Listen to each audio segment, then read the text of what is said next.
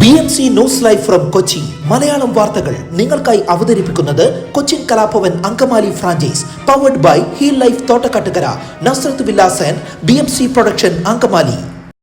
നമസ്കാരം, BMC radio Malayalam വാർത്തകളിലേക്ക് സ്വാഗതം. ഞാൻ ധനു കൃഷ്ണ. പെരിയാറിൽ ജലനിരപ്പ് ഉയർന്നതിനാൽ ഏലൂരിൽ താഴ്ന്ന പ്രദേശത്തെ 135ഓളം വീടുകളിൽ വെള്ളം കയറി. Kuttikkattukara Bosco colony, powerloom, Chirakkuzhi, Valiyachal, Pathelakkad തുടങ്ങിയ താഴ്ന്ന പ്രദേശങ്ങളിലാണ് വെള്ളം കയറിയത്. ഇവിടങ്ങളിലെ കുടുംബങ്ങളെ Kuttikkattukara government school, ISC union office, MES eastern school, Pathalam government school എന്നിവിടങ്ങളിൽ തുറന്ന ക്യാമ്പിലേക്ക് മാറ്റി. 4 ക്യാമ്പുകളിലായി 343 പേരാണുള്ളത്. പുലർച്ചെ 4ഓടെ ശക്തമായ മഴയോടെയാണ് പ്രദേശങ്ങളിലേക്ക് വെള്ളം കയറി തുടങ്ങിയത്. ഉടൻ വാർഡ് കൗൺസിലർമാരായ KE ഇസ്മയിൽ, നെസി ബാബു, അനിൽകുമാർ, KA മഹിൻ എന്നിവരുടെ നേതൃത്വത്തിൽ രക്ഷാപ്രവർത്തനത്തിനിറങ്ങി. പ്രായമായവരെയും കുട്ടികളെയും വഞ്ചിയെത്തിച്ച് സുരക്ഷിത സ്ഥാനത്തേക്ക് മാറ്റി. പാതാളം സ്കൂളിൽ 10 കുടുംബങ്ങളിലായി 45, കുറ്റിക്കാട്ടുകര ഗവൺമെന്റ് സ്കൂളിൽ 44 കുടുംബങ്ങളിലായി 171, IAC 20, MES 31 കുടുംബങ്ങളിലായി 107 പേരുമാണുള്ളത്. ക്യാമ്പുകളുടെ പ്രവർത്തനം ഏകോപിപ്പിക്കാൻ പറവൂർ തഹസിൽദാർ ടോണി സെബാസ്റ്റ്യന്റെ നേതൃത്വത്തിൽ റവന്യൂ ഉദ്യോഗസ്ഥർ സ്ഥലത്തെത്തി വരുന്നു. ചേരാനല്ലൂരിലെ KSFEയിൽ പലതവണയായി മുക്കുപണം പണയം വെച്ച് പണം തട്ടിയ 2 പേർ പിടിയിൽ. മഞ്ഞുമൽ സ്വദേശിയായ മനക്കപ്പറമ്പിൽ വീട്ടിൽ രേഖ, തൃപ്പുണിത്തുറ തെക്കുംഭാഗം ഗണേഷ് ഭവനിൽ ജയ് ഗണേഷ് എന്നിവരാണ് ചേരാനല്ലൂർ പോലീസിന്റെ പിടിയിലായത്. നേരത്തെ സ്വർണ്ണപ്പണിക്കാരനും നിലവിൽ ജില്ലയിലെ വിവിധ സ്ഥാപനങ്ങളിൽ സ്വർണത്തിന്റെ നിലവാരം പരിശോധിക്കുന്നയാളുമാണ് ജയ് ഗണേഷ്. പലതവണയായി 600 ഗ്രാം മുക്കുപണം പണയം വെച്ച 32 ലക്ഷത്തോളം രൂപയുടെ തട്ടിപ്പാണ് നടത്തിയത്. ചെന്നൈയിൽ അസൽ സ്വർണമെന്ന് തോന്നിക്കുന്ന ചെമ്പുവളകൾ ലഭിക്കുമെന്നറിഞ്ഞ് ഇവിടുത്തെ വിവിധ ജ്വല്ലറികളിൽ നിന്ന് സ്വർണം പൂശിയ ചെമ്പുവളകൾ വാങ്ങുകയായിരുന്നു. ചേരാനല്ലൂരിൽ KSFEയിൽ ഇവ പണയം വെച്ചു. പലതവണയായി വളകൾ മാത്രം പണയം വെക്കുന്നതിൽ സംശയം തോന്നിയ KSFE മാനേജർ ചേരാനല്ലൂർ പോലീസിൽ വിവരം അറിയിക്കുകയായിരുന്നു. തുടർന്ന് SHO സൈജു K പോളിന്റെ നേതൃത്വത്തിൽ നടത്തിയ അന്വേഷണത്തിലാണ് തട്ടിപ്പ് വെളിപ്പെട്ടത്. 1-ാം പ്രതി രേഖ വിവിധ സ്റ്റേഷനുകളിൽ തട്ടിപ്പ് കേസിലെ പ്രതിയാണ്. മഴ തകർത്ത് പെയ്തതോടെ കോതമംഗലം താലൂക്കിലും കനത്ത നാശം. 118 വീടുകളിൽ വെള്ളം കയറി. 3ഇടത്ത് ദുരിതാശ്വാസ ക്യാമ്പ് തുറന്നു. ഭൂതത്താൻകെട്ട് ബാരേജിൻ ഷട്ടറിനടിയിലൂടെ ആനയുടെ ജഡം ഒഴുകിപ്പോയി. കോതമംഗലം നഗരത്തിലും തൃക്കാരിയൂരിലും കുടമുണ്ടയിലും കടകളിലും മറ്റു സ്ഥാപനങ്ങളിലും വെള്ളം കയറി. പ്രാഥമിക വിലയിരുത്തലിൽ 15 ലക്ഷം രൂപയുടെ കൃഷിനാശമുണ്ട്. നഗരസഭയിലെ ജവഹർ നഗർ 32, കുട്ടമ്പുഴ പഞ്ചായത്തിലെ മണികണ്ഠച്ചാൽ, ഉരുളൻതണ്ണി, അട്ടിക്കളം 65, നെല്ലിക്കുഴി പഞ്ചായത്തിലെ തൃക്കരിയൂർ 15, പലാരിമംഗലം 3, പോത്താനിക്കാട് 3 എന്നിങ്ങനെയാണ് വീടുകളിൽ വെള്ളം കയറിയത്. നീരൊഴുക്ക് ശക്തമായതോടെ പെരിയാറിൽ ജലനിരപ്പ് ഉയർന്നു. ഒഴുക്കും ശക്തമായി. തിങ്കളാഴ്ച അർദ്ധരാത്രിയാണ് വെള്ളം കൂടിയത്. ഇതേ തുടർന്ന് മണപ്പുറത്തിന്റെ വിവിധ ഭാഗങ്ങളിൽ വെള്ളം കയറി. ചൊവ്വാഴ്ച പുലർച്ചെയോടെ മണപ്പുറം ക്ഷേത്രത്തിലും വെള്ളം കയറി. ഇടുക്കി ജില്ലയിലടക്കം ശക്തമായി പെയ്യുന്ന മഴയാണ് പെരിയാറിൽ ജലനിരപ്പ് ഉയരാനിടയാക്കിയത്. ദിവസങ്ങളായി തീരത്തോട് തൊട്ടുനിൽക്കുന്ന അവസ്ഥയിലായിരുന്നു പുഴ. തിങ്കളാഴ്ച വൈകിട്ട് മുതൽ പുഴയിലെ ജലനിരപ്പും ഉയർന്നുകൊണ്ടിരുന്നു. ആലുവ ജലശുദ്ധീകരണശാലയിൽ ജലനിരപ്പ് അറിയാൻ സ്ഥാപിച്ച സ്കെയിലിൽ തിങ്കളാഴ്ച രാത്രി മുതൽ പതിവിൽ കൂടുതൽ അളവാണ് കാണിച്ചത്. ചൊവ്വാഴ്ച രാവിലെ 31 മീറ്റർ ഉയരത്തിലാണ് പുഴ ഒഴുകിയത്. ഉച്ചയ്ക്ക് 4 മീറ്ററിന് മുകളിലായി. പിന്നീട് കാര്യമായി കുറഞ്ഞിരുന്നില്ല. ചൊവ്വാഴ്ച രാവിലെ ചളിയുടെ അളവ് 100 NTUവിൽ കൂടുതലായിരുന്നു. ചളിയുടെ അളവ് കൂടിയാൽ പമ്പിംഗ് നിർത്തേണ്ടി വരും. കോവിഡാനന്തര കാലഘട്ടത്തിൽ ജീവിതശൈലി രോഗങ്ങളുള്ളവർക്ക് സന്തുലിതമായ ആരോഗ്യ പരിപാലനത്തിന് ആലുവയ്ക്കടുത്ത് തോട്ടക്കാട്ടുകര ജംഗ്ഷനിൽ ഹീൽ ലൈഫ് തുറന്ന പ്രവർത്തനം ആരംഭിച്ചിരിക്കുന്നു. ഫിസിയോതെറാപ്പി, സൈക്കോളജി, ആയുർവേദ ചികിത്സകൾക്കായി 8089011772 ബന്ധപ്പെടാവുന്നതാണ്. പെരിയാറിൽ ജലനിരപ്പ് ഉയരുന്നത് തീരങ്ങളിലെ ജനങ്ങളെ ആശങ്കയിലാക്കി. 2 ദിവസം നിർത്താതെ പെയ്ത മഴയിൽ പെരിയാറിലെ ജലനിരപ്പ് അതിവേഗം ഉയരുകയായിരുന്നു.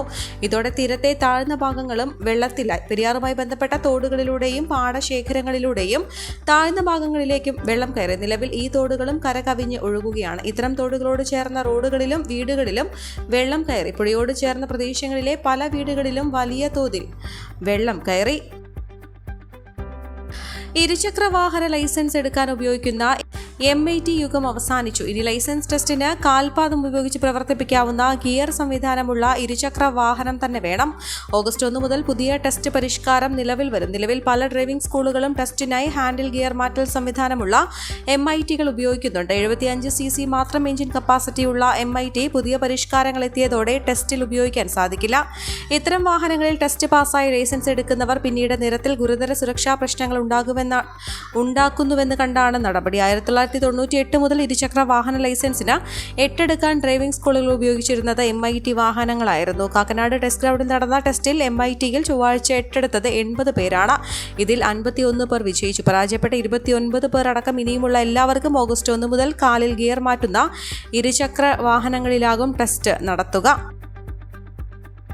കാപ്പ നിയമപ്രകാരം നാട് കടത്തപ്പെട്ട പ്രതി പോലീസുകാരനെ ആക്രമിച്ച കേസിൽ പിടിയിൽ. ഞാറക്കൽ എളകുന്നപ്പുഴ മാളികപ്പുറം ഭാഗത്ത് വാടകയ്ക്ക് താമസിക്കുന്ന അംഷാദിനെയാണ് ഞാറക്കൽ പോലീസ് അറസ്റ്റ് ചെയ്തത്. കേരള സാമൂഹ്യവിരുദ്ധ പ്രവർത്തനങ്ങൾ തടയൽ നിയമപ്രകാരം കൊച്ചി സിറ്റി പോലീസ് കമ്മീഷണറുടെ ഉത്തരവനുസരിച്ച് അംഷാദിനെ കൊച്ചി സിറ്റിയിൽ നിന്ന് നാട് കടത്തിയതാണ്. കൊലപാതക ശ്രമക്കേസിലെ പ്രതിയായ അംഷാദിന്റെ ചേട്ടൻ നൌഷർബാനെ പിടികൂടിയ പോലീസ് ഉദ്യോഗസ്ഥനെയാണ് അംഷാദും നൌഷർബാനും ചേർന്ന് ആക്രമിച്ചത്. നൌഷർബാൻ സ്ഥലത്ത് നിന്ന് രക്ഷപ്പെട്ടു. അംഷാദിനെതിരെ പിടിച്ചുപറി, അടിപിടി, കഞ്ചാവ് കടത്ത് എന്നിവ ഉൾപ്പെടെ നിരവധി കേസുകൾ റിപ്പോർട്ട് ചെയ്തിട്ടുണ്ട്. ഞാറക്കൽ ഇൻസ്പെക്ടർ സുനിൽ തോമസിന്റെ നിർദ്ദേശപ്രകാരം SI KR അനിൽകുമാർ, SPOമാരായ പ്രശാന്ത്, ഷിബിൻ എന്നിവർ ചേർന്നാണ് പ്രതിയെ അറസ്റ്റ് ചെയ്തത്. ശക്തമായ മഴയിൽ വീട്ടുമുറ്റത്തെ കിണർ ഇടിഞ്ഞു താഴ്ന്നു. വാളകം പഞ്ചായത്ത് 7-ാം വാർഡ് റാക്കാട് ശക്തിപുരം ഭാഗത്ത് മാനം കുഴയ്ക്കൽ മനോജിന്റെ വീട്ടിലെ കിണറാണ് 3.5 മീറ്ററോളം ഇടിഞ്ഞു താഴ്ന്നത്. തിങ്കളാഴ്ച രാത്രിയാണ് സംഭവം. 23 അടി താഴ്ചയുള്ള കിണറിൽ നിറയെ വെള്ളമുണ്ടായിരുന്നു. 24 കോൺക്രീറ്റ് വളയങ്ങളുള്ള കിണറിന്റെ ചുറ്റുമതിൽ മോട്ടോർ ഉൾപ്പെടെ കിണറിനുള്ളിലേക്ക് താഴ്ന്നു. ഇന്നലെ പുലർച്ചെ 5:30യോടെ വെള്ളം പമ്പ് ചെയ്യുന്നതിനുള്ള മോട്ടോർ ഓണാക്കിയെങ്കിലും പ്രവർത്തിച്ചില്ല. തുടർന്ന് നോക്കിയപ്പോഴാണ് കിണർ ഇടിഞ്ഞു താഴ്ന്നത് കണ്ടത്. 2 ദിവസമായി തുടർന്ന ശക്തമായ മഴയിൽ ജില്ലയിൽ വ്യാപക മഴക്കെടുതി. വിവിധ ഭാഗങ്ങളിൽ വെള്ളം കയറി. ശക്തമായ കാറ്റിലും മഴയിലും 7 വീടുകൾക്ക് ഭാഗികമായി നാശനഷ്ടം സംഭവിച്ചു. വീടുകളിൽ വെള്ളം കയറിയതിനെ തുടർന്ന് ആളുകൾ ദുരിതാശ്വാസ ക്യാമ്പുകളിൽ അഭയം തേടി. 18 ക്യാമ്പുകളാണ് ജില്ലയിൽ ഇന്നലെ മാത്രം തുറന്നത്. നിലവിലെ സാഹചര്യം വിലയിരുത്തുന്നതിനും മുന്നൊരുക്ക പ്രവർത്തനങ്ങൾ ഏകോപിപ്പിക്കുന്നതിനുമായി കളക്ടറുടെ നേതൃത്വത്തിൽ ദുരന്ത നിവാരണ അതോറിറ്റിയുടെ അടിയന്തര യോഗം ചേർന്നു. മണ്ണിടിച്ചിൽ സാധ്യതാ പ്രദേശങ്ങളിൽ നിന്നെല്ലാം ആളുകളെ മാറ്റിപ്പാർപ്പിക്കാനുള്ള നടപടികൾ സ്വീകരിച്ചതായും കളക്ടർ അറിയിച്ചു. കഴിഞ്ഞ 24 മണിക്കൂറിൽ ജില്ലയിൽ ശരാശരി 73.4 മില്ലിമീറ്റർ മഴയാണ് ലഭിച്ചത്. ഇടമലയാർ ഡാമിന്റെ വൃഷ്ടി പ്രദേശത്താണ് ഏറ്റവും കൂടുതൽ മഴ ലഭിച്ചത്. 187 മില്ലിമീറ്റർ. ചുണ്ടിയിൽ 97 മില്ലിമീറ്ററും പെരുമ്പാവൂരിൽ 87 മില്ലിമീറ്ററും മുൻപ് മേഘവിസ്ഫോടനമുണ്ടായ കളമശ്ശേരിയിൽ 86 മില്ലിമീറ്റർ മഴയും രേഖപ്പെടുത്തി. മഴ കനത്തതോടെ ജില്ലയിലെ പ്രധാന നദികളിൽ ജലനിരപ്പ് ഉയർന്നു. മൂവാറ്റുപുഴ ആറിൽ അപകട നിരപ്പ് കടന്ന് വെള്ളം എത്തി. പെരിയാറിൽ മാർത്താണ്ഡവർമ്മ പാലത്തിന് സമീപം അപകട നിരപ്പിന് മുകളിൽ വെള്ളം എത്തി. കാലടി, മംഗലപ്പുഴ സ്റ്റേഷനുകളിലും മുന്നറിയിപ്പ് നിരക്ക് കടന്നു. ജലനിരപ്പ് ഉയർന്നതിനെ തുടർന്ന് ജില്ലയിലെ ഡാമുകളുടെ ഷട്ടറുകൾ തുറന്നു. ജലനിരപ്പ് 39.14 മീറ്ററായി ഉയർന്നതിനെ തുടർന്ന് മലങ്കര ഡാമിന്റെ എല്ലാ ഷട്ടറുകളും തുറന്നു. ഇടമലയാർ ഡാമിന്റെ 15 ഷട്ടറുകളും തുറന്ന് വെള്ളം ഒഴുക്കിവിടുകയാണ്. 155.66 മീറ്ററാണ് ഡാമിലെ നിലവിലെ ജലനിരപ്പ്. ഈ വാർത്തയോടുകൂടെ BMC റേഡിയോ മലയാളം വാർത്തകൾ സമാപിക്കുന്നു. നന്ദി, നമസ്കാരം.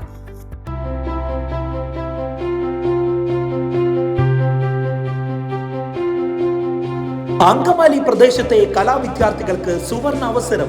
ലോക പ്രശസ്ത കലാവിദ്യാലയമായ കൊച്ചിൻ കലാഭവന്റെ അങ്കമാലി ഫ്രാഞ്ചൈസി കരയാമ്പറമ്പിനടുത്ത് എളവൂർ കവലയിലുള്ള സ്പ്രിംഗ്ഫീൽഡ് കെട്ടിടത്തിൽ പ്രവർത്തനം ആരംഭിച്ചിരിക്കുന്നു.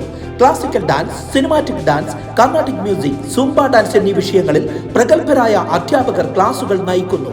കൂടുതൽ വിവരങ്ങൾക്ക് ബന്ധപ്പെടുക 9995208614.